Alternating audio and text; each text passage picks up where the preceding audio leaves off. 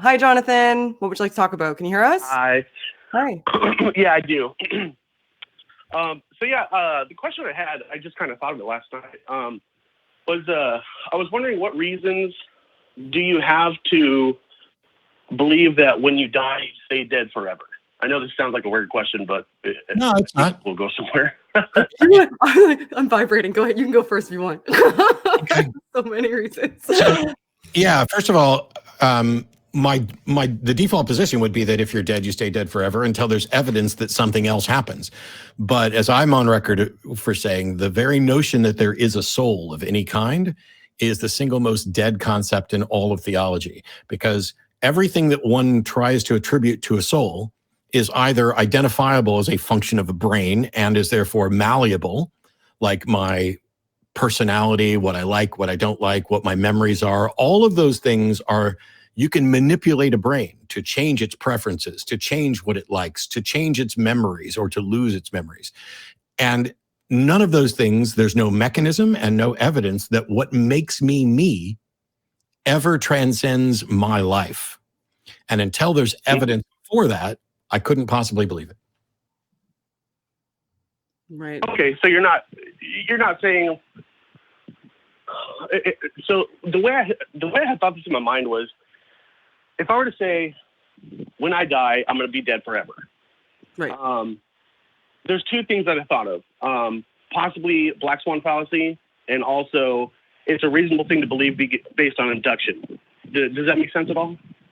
Sure.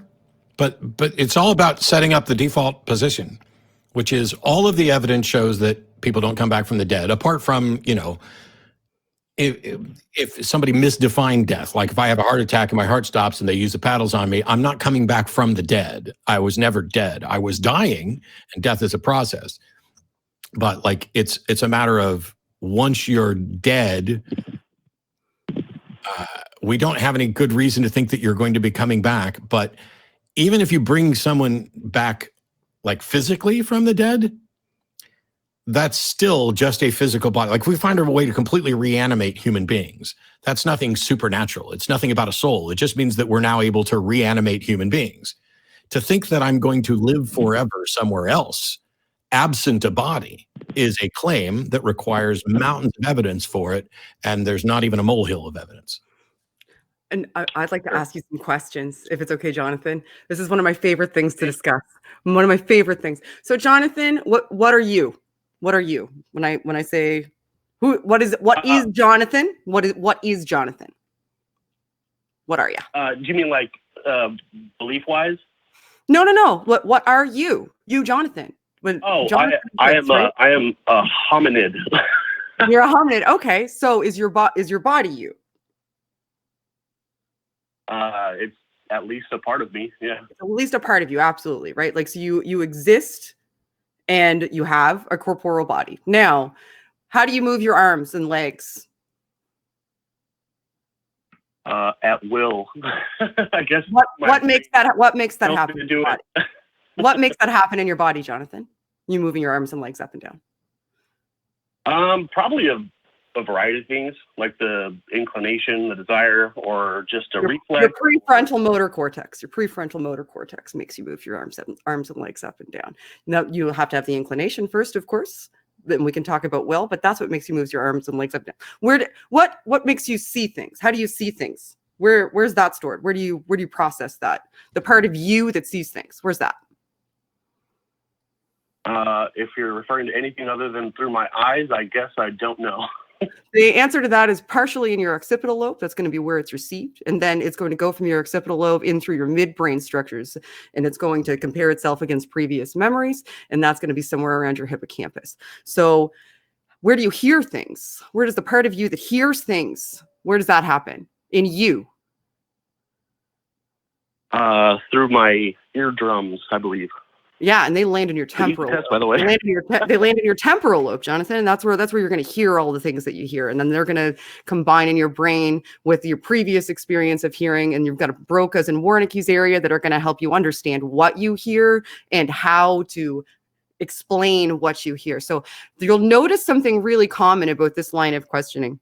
When I ask you what you were, it's confluence of perceptions and body. And all of those things, those perceptions and your body happen with, are part of your body. All of that happens in your brain, which is a part of your physical body. So the part of you that hears, if I mess with your temporal lobe, is going to mess up. The part of you that is able to articulate, if I mess with your Broca's or Wernicke's area, you're going to have different types of aphasia that are going to prevent you from being able to understand language or being able to transmit language. The part of you that sees, if I damage your occipital lobe, is going to no longer be able to see. The part of you that has memories, if I damage your hippocampus, is going to no longer be able to recall those memories. The part of you that connects, that interconnects other part of you, if I damage the myelin sheath that surrounds your neurons that connect one to another, is going to be completely affected, and you may no longer be able to move or be able to think or be able to have your memories accessible anymore. All of those things that constitute you, the things that you see as a confluence of you that make up Jonathan, there's a physical component that's a correlate to that.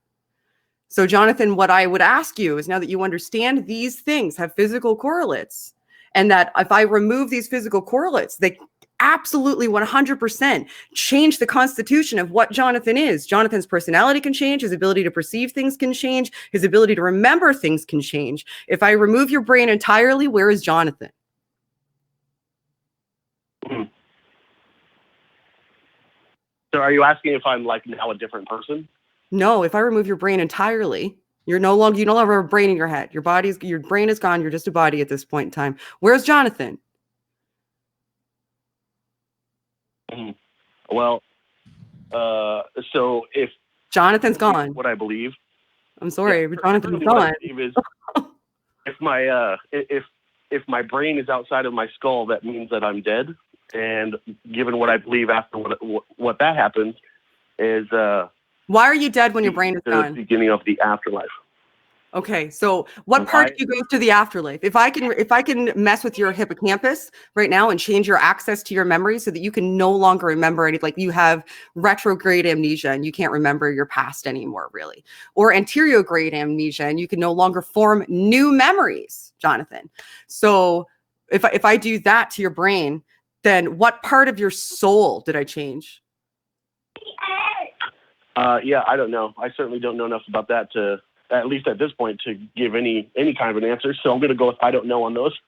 Okay. So what is a soul then? What goes on? Well, I certainly didn't call in to talk about a soul. I don't know, like, why all of a sudden we're talking about a soul. If you guys want to, what exists after you die then, Jonathan? What exists after you die then, Jonathan? What exists after you die then, if not a soul? Well, the soul wasn't in any way part of the reason why I called in. No, what exists after you die then? We can. What exists after you die? Do you think that something exists, something that is Jonathan exists after Jonathan's dead? Yes. What is it if it's not a soul? No, I didn't say it wasn't a soul. I said okay. What is it then? What is it? Jonathan, how do you continue existing? I do believe that there is a soul, and that once I die, my soul goes somewhere. Okay, so are you your soul right now? My soul is the primary essence of my life, my existence. Okay, so you are your soul right now. So can I hurt your soul? You can't hurt my feelings. No. Can I hurt your soul, Jonathan? Can I, Shannon, change the constitution of Jonathan's soul? No, I don't think so. What happens if I give you a lobotomy, Jonathan? You probably go to jail. I'd probably go to jail. Yeah, you're right. But that's not the question. What happens to Jonathan's soul if I give Jonathan a lobotomy? Yeah, I don't know. And that's the most honest answer I can give you. I don't know if anything would change. I don't know. This is one of my most favorite things to talk about, Jonathan. I'm gonna. There's a lot to think about here. Maybe watch back and let me know if you maybe call back some other time after you've had some time to think about it, because I know I just went through a lot. So yeah, and I know the answer to a lot of those things has to be I don't know. So maybe take some time to think about it, because I know we are just approaching the end, and I just steamrolled Matt entirely because this is my favorite thing. You didn't steamroll me. I said everything I needed to say, and then you took over. Okay. I would think that would be a great series of questions to ask someone who called in to actually talk about a soul, because I feel like I may as well not called in at all, because we're not talking about anything that I wanted to talk about. Hang on, you called and you said, no. You called and said, why do you believe that when you're dead, you stay dead? That has to address the soul. Right. Absolutely. I mean, I there's probably several aspects of it, but I certainly didn't bring it to soul. And again, I don't have a problem talking about it. The questions that you asked. Okay, no, stop, because we're already at the time limit. So here, your question is, why do you believe when you die, you stay dead forever? And my answer is, because that's what the evidence, why would anybody believe otherwise? There you go. There's the answer to your question. Sorry, we wasted time talking about a soul when your question relates to whether or not you stay dead when you die. Okay, yeah, and that's, I figured the answer would be. So, I mean, I thought about the conversation a lot in my head ahead of time. So that's why I mentioned what I think is the black swan fallacy, and also reasonably concluding that No. What do you mean by the black swan fallacy, and who do you think here is committing the black swan fallacy? Well, I said possibly, and I'll explain. If basically you're saying, I believe that we stay dead because we have no examples of anyone not staying dead. It's correct. Clearly the black swan fallacy. No, it's not. No, it's not. No, it's not. No, it's not. No, it's not. No, it's not. You don't understand the black swan fallacy. To assert that something is the case because there's an absence of evidence is a different issue. Okay? My position is not a black swan fallacy. The second someone demonstrates that when we're dead, we stop being dead, then that's the new position. But until such time, basically, what you're engaged in is not pointing out a potential black swan fallacy or a true black swan fallacy. You're kind of pointing out a potential black swan fallacy, which is really nothing but whataboutism. And it is saying, hey, we don't know everything. Maybe there is something that could justify that we live after we're dead. And so until we know for sure, we can't rule it out. You're making a case for a ridiculous degree of confidence that doesn't match with anything. Well, that's fair. I accept everything you said. That's one thing I didn't think about. So I absolutely agree with what you said. Okay. So like the second part of where I was kind of going with this particular line of questioning was, if it's reasonable to use induction at least, right? You would agree that induction at least is a big part of why we would believe that you don't come back from the dead? All of science is induction. Of course, we're not going to say that there's something wrong with induction, but we're also not going to say that it leads to certainty. Yeah. And also my line of questioning was answering your question, because that's why I don't believe that we come back from the dead, because everything that I know about neurology tells me that what constitute us can't exist outside of our body and can be changed within our body. So the idea that something would continue that is me after my body is gone seems like nonsense. So that was the answer to your question. Especially when you consider that what makes me doesn't even persist moment to moment, because I am changing. Mm-hmm. Exactly. Okay. Yeah, and that's all fine, and all of that, it's all interesting points of topic to discuss. But we need you to put a button on it, Jonathan, because we're over time. We are. So wrap it up for us. Yeah, no problem. Here's the end of what I was thinking. So by comparison, using induction, we can also reasonably conclude that life does not come from non-life. No, you can't. Examples of life coming. No, you can't. I don't see how. Okay. And I don't have time to teach you about science in great detail, but what we're talking about, the thing that you're identifying as life, is nothing more than chemistry in motion. It is nothing more than chemistry. It's just you're taking a collection of chemical interactions and saying, this one's alive. That's what you're doing. And so this notion that you can't get life from non-life is patently absurd. Not only that, but if you take a look at like the Miller-Urey experiments and others that are looking into methods behind abiogenesis, it seems that if life doesn't come from non-life, where else could it come from? Right. And that's a good question. There is nothing. Well, how can you say there's nothing? That you're kind of admitting, knowing something certain that I don't think. We know for a fact that at some point in history there was not a living thing, and yet now there is a living thing, right? I don't know how you could say that, because You don't know how I could say that. So do you think there was a living thing? Do you think there was a living thing 1 minute after the Big Bang? I believe that life has always existed, that God has always existed, and God. Then you've adopted a position which you're going to need to demonstrate. How are you going to do that? I understand that. I understand that. However, I'm just responding to what you said, that there was a point in the past where life did not exist. That's a yes. That's what the science says, that what we define as living could not have existed 1 minute after the Big Bang. You, on the other hand, are appealing to some other type of life altogether, something that you have no evidence for at all. You're asserting that you believe that there was a God who was alive. And admittedly, you're right. And this is based off of induction that all life comes from previous lives.